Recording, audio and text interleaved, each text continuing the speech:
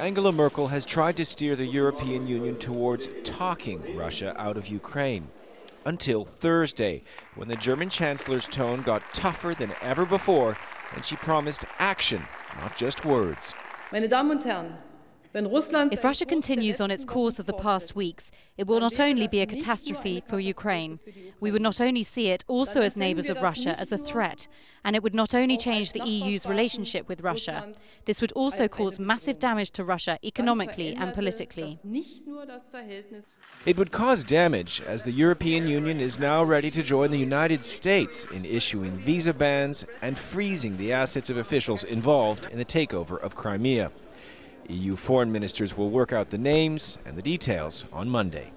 Merkel's shift on sanctions is significant. For over a decade now, she's had Putin's ear. She can talk to him in Russian, and he can talk to her in German because of his time in the former East Germany as a KGB spy. But most of all, he listens to her because he sees her as Europe's most powerful leader and one who is keen to avoid conflict. But Germany is changing too.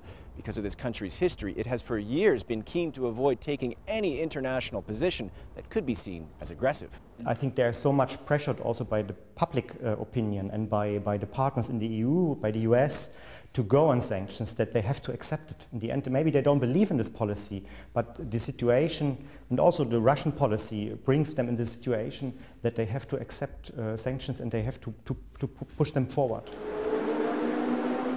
But pushing forward on sanctions could also damage Germany. It gets more than a third of its gas and oil from Russia and has a stake in over 6,000 companies there.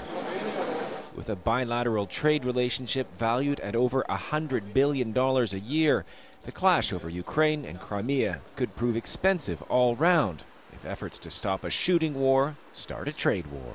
Nick Spicer, Al Jazeera, Berlin.